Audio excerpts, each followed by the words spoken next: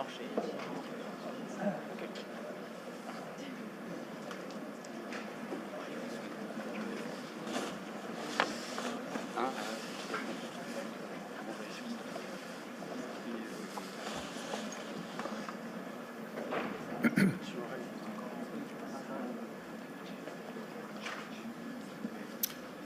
going to get started. Welcome, everybody. Mr. President, welcome.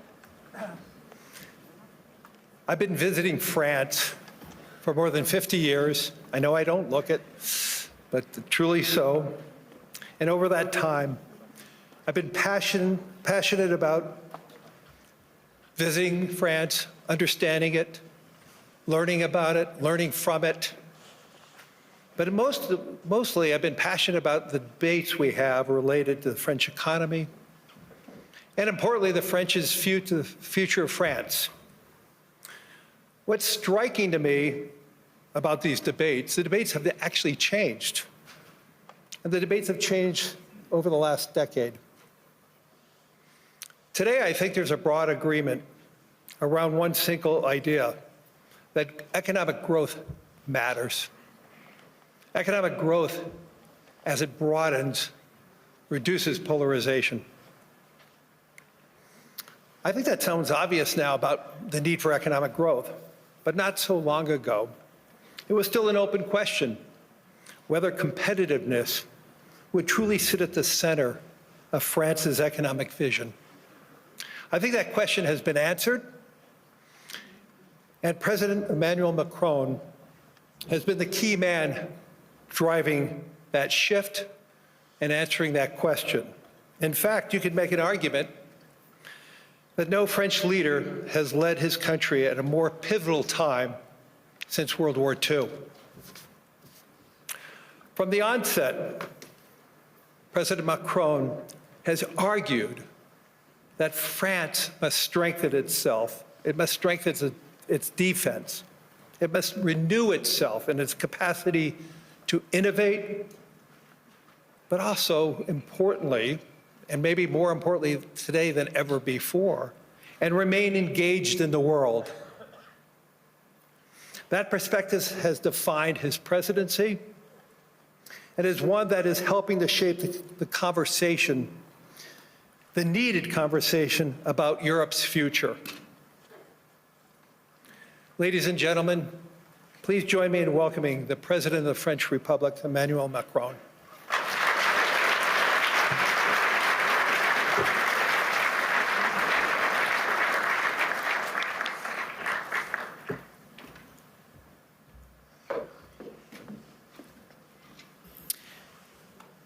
Thank you very much, Larry, for your words.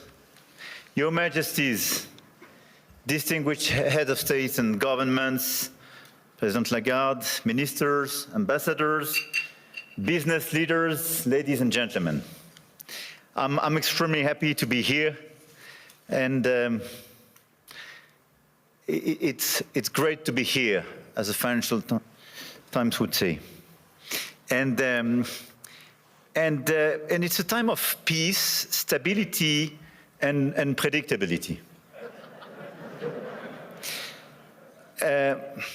So let's try to address the key challenge of this world in a few minutes' time. But it's clear that we are reaching a time of instability, of imbalances, both from the security and defense point of view and the economic point of view. Look at the situation where we are. I mean, a shift towards autocracy against democracy, more violence, more than 60 wars in 2024, an absolute record, even if I understood a few of them were fixed. And conflict has become normalized, hybrid, expanding into new domains, space, digital, information, cyber, trade, and so on. It's as well a shift towards a world without rules, where international law is trampled underfoot, and where the only law that seems to matter is that of the strongest, and imperial ambitions are resurfacing. Obviously, the Russian war of aggression against Ukraine, which will enter into its 4th year next month, and conflicts continue in the Middle East and across Africa. This is as well a shift towards a world without effective collective governance, and where multilateralism is weakened by powers that obstruct it or turn away from it, and rules are undermined. And I can multiply the examples of international bodies weakened or left by the key economies. And when we look at the situation, it's clearly a very concerning time, because we are killing the structure where we can fix the situation and the common challenges we have. Without collective governance, cooperation gives way to relentless competition. Competition from the United States of America through trade agreements that undermine our export interests, demand maximum concessions, and openly aim to weaken and subordinate Europe, combined with an endless accumulation of new tariffs that are fundamentally unacceptable, even more so when they are used as leverage against territorial sovereignty. And competition from China, where massive excess capacities or distortive practices threaten to overwhelm entire industrial and commercial sectors. Export control has become more dangerous new tools, destabilizing global trade and the international system. And the answer, in order to fix this issue, is more cooperation and building new approaches. And it's clearly building more economic sovereignty and strategic autonomy, especially for the Europeans, which is for me the core answer. In this context, I want to exclude two approaches. The first approach would be to, I would say, to passively accept the law of the strongest, leading to vassalization and bloc politics. I think accepting a sort of new colonial approach doesn't make sense. And all the head of state and government and business leaders, which would be too complacent with such an approach, will take a huge responsibility. The second will be to adopt a purely moral posture, limiting ourselves to commentary. That path would condemn us to marginalization and powerlessness. Faced with the brutalization of the world, France and Europe must defend an effective multilateralism because it serves our interests and those of all who refuse to submit to the rule of force.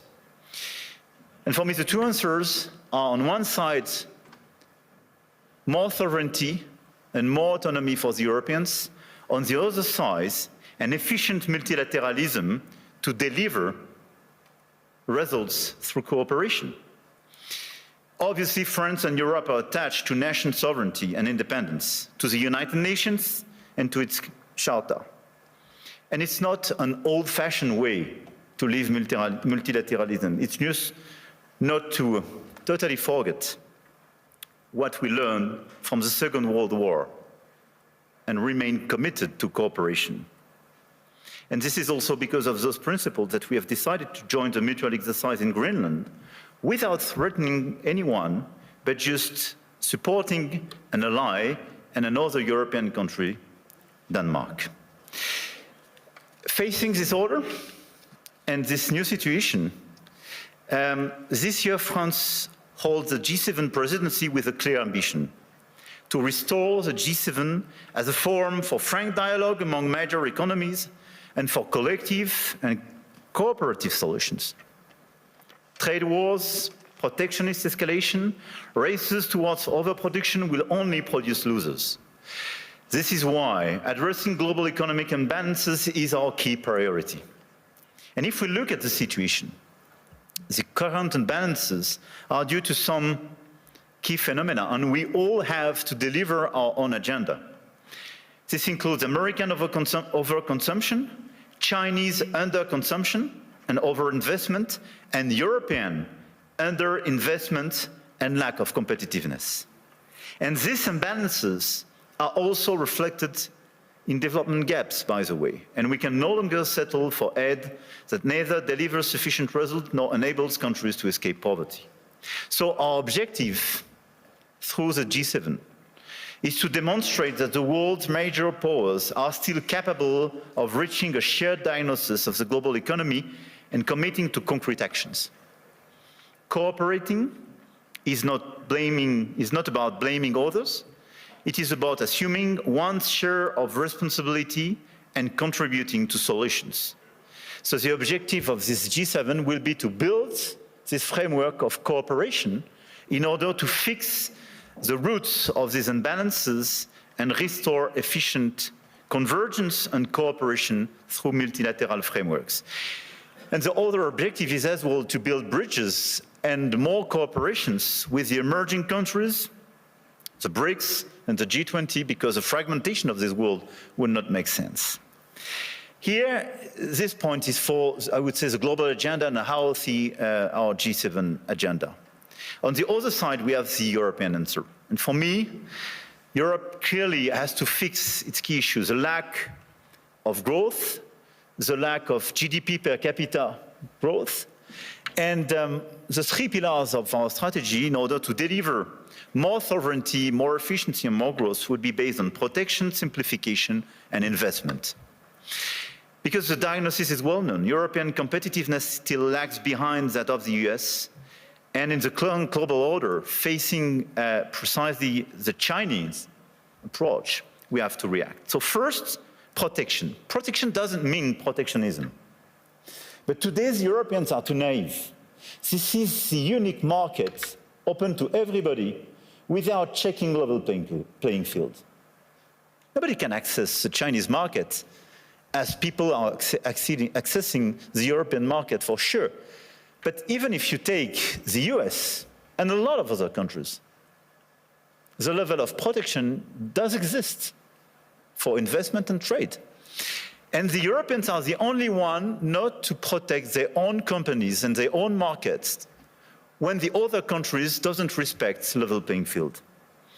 This is why we have to be much more realistic if we want to protect our chemical industry, our industry, from the automotive sectors to a lot of others, because they are being literally killed by the lack of respect of a normal framework and level playing field.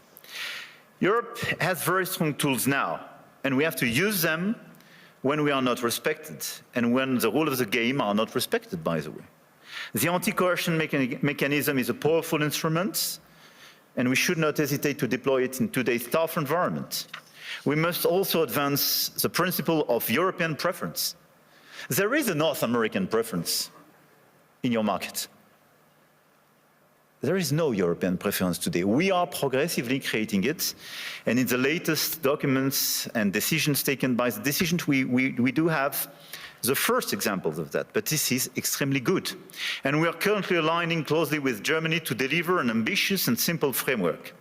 And this is a decisive project, and I count on the European Commission to present a proposal as well by early 2026 with the highest possible level of ambition in order to deliver, I would say, across the different sectors, the principle of European preference. This is a necessity.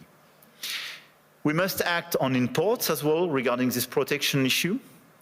And in the context of escalating trade tensions and Asian overcapacities, Europe must strengthen its trade defense instruments, including mirror measures to enforce the regulatory standards, and we must improve the quality and added value of foreign direct investments, targeting projects with strong export potential.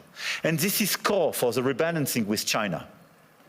China is welcome, but what we need is more Chinese foreign direct investment in Europe, in some key sectors, to contribute to our growth, to transfer some technologies, and not just to export towards Europe some devices or products which sometimes don't have the same standards or are much more subsidized as the one being produced in Europe. It's not being protectionist, it's just restoring this level playing field and protecting our industry. So from safeguard clauses to mirror clauses to European preferences and incentives for more FDIs, this strategy is absolutely key. And in parallel, protecting our economies will also require a resilient strategy on both imports and exports to de-risk supply chains, particularly for raw materials, rare earths, semiconductors, chips, and to diversify our trade partners. The second pillar of the European economy and the European strategy should be simplification. And when I speak about simplification, we started with CSRD, CSDDD, and we have to do much more on different sectors, and we did it during the past few weeks on automotive, and we have to do it on chemical, digital, AI, banking, and so on.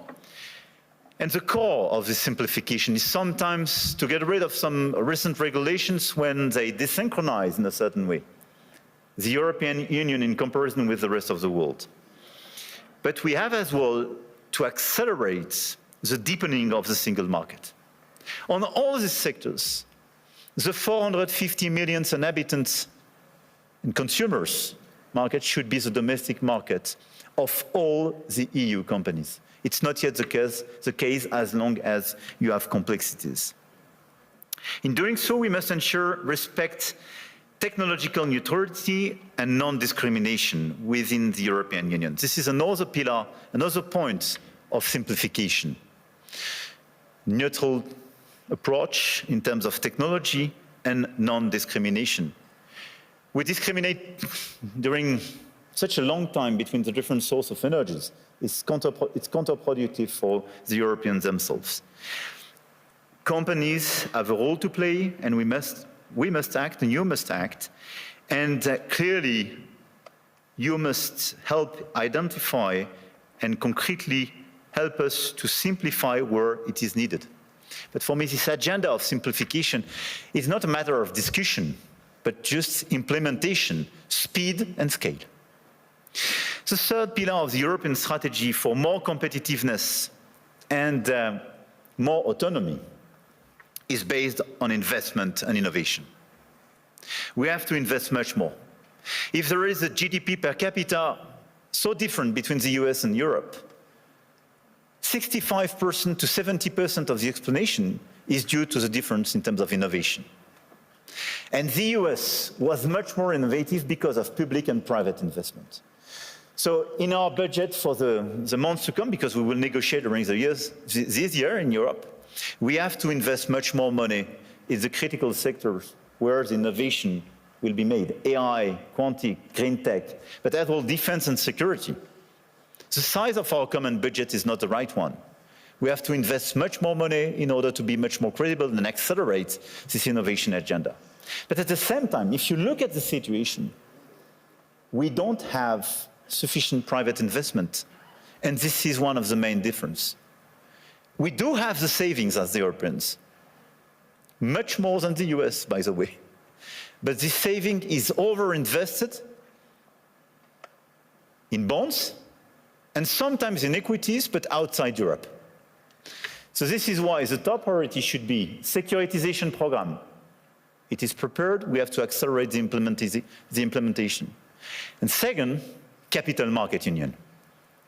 Precisely in order to have more integration and simplification, but to have an efficient capital market union in order to invest much more money and use our savings to be invested on innovation and equity in Europe.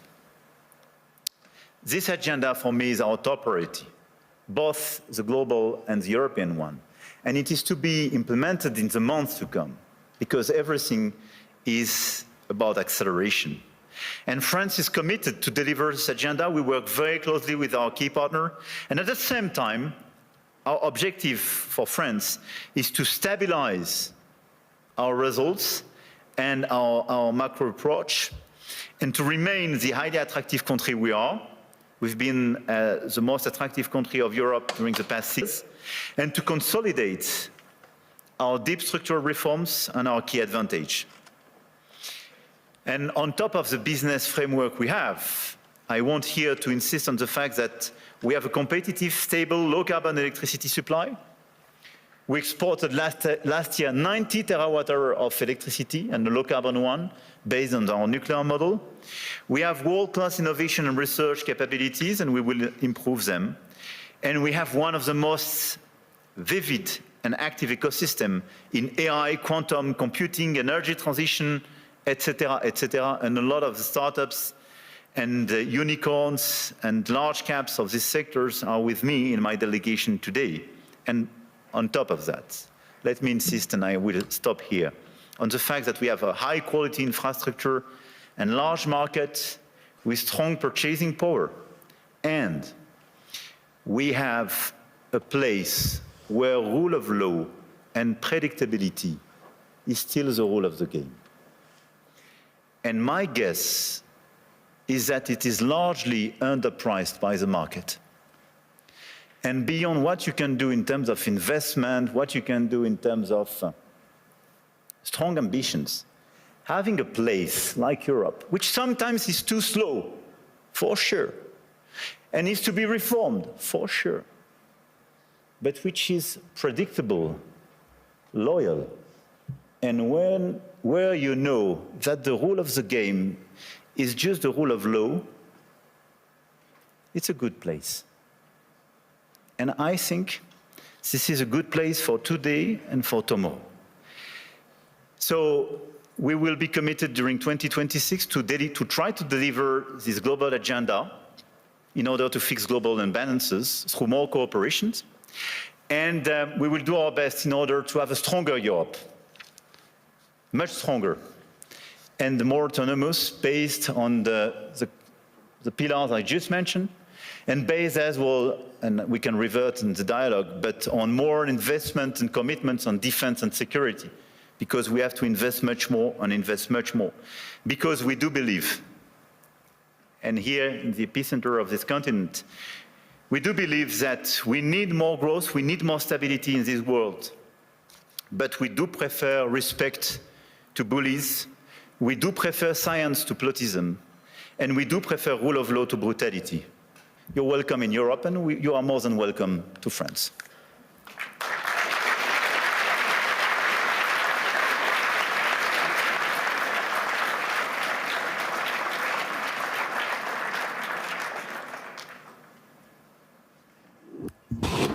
President, what I'd really like to ask you is, how's your last few days been? But importantly, though, you framed out an economic direction for France and for Europe. If you had to prioritize to transform France and Europe as fast as possible, you close saying, yes, we are slow, yes, but what can we do right now to really accelerate it, to broaden the economies across Europe, that we have more participants? Is there any one silver bullet that you could do to really accelerate that type of growth? I don't think there is one silver bullet, but I think on the very short run, given the situation in some critical sectors, I think the European preference is a necessity because we are desynchronized with the others. And the second one is clearly a big bunch of simplifications. The 28th regime, which is being prepared by the Commission, and the deepening of the single market is key. And this is why I insisted on capital market union. I think if we deliver European preference and capital market union, here are two game changers. Well, you know, I've been talking about the capital market union in Europe as one of the major hindrances compared to the US. And so, yes, but I do believe, as we witnessed starting last year, and we're starting to see it accelerate this year, you're starting to see more international flows coming back to Europe. And so that is beginning, and so I do believe that will accelerate. But in terms of priorities, if you had to tell the Commission, what should they be more swift in terms of transforming Europe faster, so it can compete with the US, compete with Europe, and exceed China and Europe, China and the US? Look, I think this is the discussion we have clearly with the Commission. We will have an informal summit in February focused on this topic. Everything was largely drafted by both Letta and Draghi's reports and is well known. I think the difference is that Draghi was before China surpluses vis-à-vis Europe. I mean, we should not underestimate the fact that 2025, for the very first time, $1 trillion. yeah, China has such a surplus vis-à-vis the rest of the world, 1/3 vis-à-vis the US, 1/3 Europe, 1/3 the rest of the world. But it was $1 trillion. It was bigger than any other time. Yeah, and for the first time, the deficit between Germany and China was a trade deficit for Germany. And this is a game changer for Europe. So this is why, clearly for me, we have to fix this issue. And second, it's about the tariffs. So if I have to tell you what could change the game and our approach for all of us in the year to come, for me it would be a bunch of simplification with all this omnibus package for the Commission, sector by sector, European preference, capital market union, and dismantling of the tariff between US and Europe. Because in such a context, what doesn't make sense is to have tariffs between allies. Right. We have to fix the war in Ukraine. We have to help the Ukrainians to resist and find a sustainable peace. We have to fix prosperity in democracies. I mean, it doesn't make sense to have tariffs and be divided, and even to threaten now with additional tariffs. We can use the crazy thing is that we can be put in a situation to use the anti-coercion mechanism for the very first time vis-à-vis the US if they put additional tariffs. Can you imagine that? This is crazy. I do regret that. But this is a consequence of just unpredictability and useless aggressivity. So what we have to do is to remain very calm, all of us. We have such an agenda with so many opportunities and so many challenges. So let's be focused on peace in Europe. Everybody should be focused to help the Ukrainians to have a sustainable peace. Level playing field and fixing the issues and these imbalances with China, because it's an issue for the Europeans and the Americans. And third, let's be focused on more competitiveness in Europe and this big acceleration, full stop. Throughout the sessions today, and I think during the week, AI is going to be the dominant conversation. And the question is, how does AI develop in Europe? I know there was one conversation already being held on that. What is your vision of AI for France specifically? Look, we are a strong believer, and 1 year ago we organized this AI summit in Paris, and we are one of the most vibrant ecosystems in Europe. We really believe and we are committed on AI because we really think that this is a game changer, not just in terms of productivity precisely and growth, but I mean because this is a true revolution. We have assets in order to do so. You have a grid and you have power too. We have power. And a grid. And low carbon energy. Yeah. No need to have new, coal plants or oil production in order to deliver the capacities for AI. This is important. We have 90 terawatt-hour available for more AI activities. We have a national grid, super pilotable. Third, we have available capacities for more data centers and computing capacities. And we are delivering the agenda announced 1 year ago. So we are building these capacities, and Europe was lagging behind the US and others on this field. We have talents, very good data scientists, mathematicians, and so on, and we are increasing our training programs and our capacities, and we have several hubs being identified. And we have a critical ecosystem with LLM champions, but as well, we have a startup on AI and quantum, I don't forget them, which are extremely present in all these different fields. One of the best evidence of the attractiveness and this vibrant ecosystem is that Yann LeCun when he decided to leave Meta and set up his own company, established it in France a few weeks ago, which is for me a good evidence. Big win. A big win, and we will do our best to help him to work. This is a global company, but incorporated in France and established in France with these talents. So we have all these assets. But what is important for me now is to invest, to help all the startups and the companies in this sector to do much more and to increase, but to do to do my best in order to make sure that their domestic market is the EU market and not just the French one. Right. And when we speak about strengthening the single market, this is this point. And this is a game changer, because it means your domestic market is not just 68 million inhabitants, but 450 million. It's super important. And it's important for Europe to have that unified grid, which it does not have yet. Exactly. So, with our remaining time, is there any one message that you really want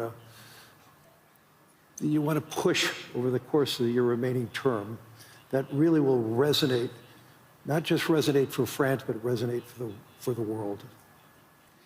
Look, I really believe that we are in these very challenging times, and you mentioned some of these challenges in your speech. I did in mind, and unhappily, we were even not totally complete. Mm-hmm. And at the same time, we see the level of investment in this world, in the current environment, and the ongoing revolution. This level of investment has no comparison with what happened during the past years, not to say decades. So my main message would be, let's not be shy. Let's not be divided. Let's not accept a global order which will be decided by those who claim to have I would say, the bigger voice or the bigger stick or the bigger one, I don't know. But let's focus on just common interests and common challenges. We know what we have to fix: growth, peace, climate. And we should not forget climate in this current agenda. We want peace, we want growth, we want climate. And investment, innovation, everything should be dedicated to fix these three issues. And in order to fix these three issues, let's focus on the key investments, the key innovation, but our ability to cooperate as well. And let's be clear, Davos was founded for restoring a global discussion, having a global discussion between business leaders, but as well governments and so on. A global discussion is a discussion where everybody is respected and where you provide an improvement and a way forward for every place and every people in this world. This is the only way to make it sustainable. And I think this is the right way to do. And even if this is less present in the global debate today, we should focus much more on this approach. More cooperation, and let's focus on our key challenge to deliver peace, prosperity, and decarbonization of our economies for our fellow citizens. This is our duty as business leaders, as head of states and governments, and we have everything in order to deliver this agenda. Just let's be coordinated. Let's not waste time with crazy ideas. Let's not open Pandora box or new topics. And it's not a time for new imperialism or new colonialism. This is a time of cooperation in order to fix these three global challenges for our fellow citizens. Full stop. We ran out of time. I want to thank the President of the Republic of France, Emmanuel Macron, for his wisdom, but most importantly, for your humanity and your leadership. Thank you, Larry. Thank you, Larry. I appreciate it.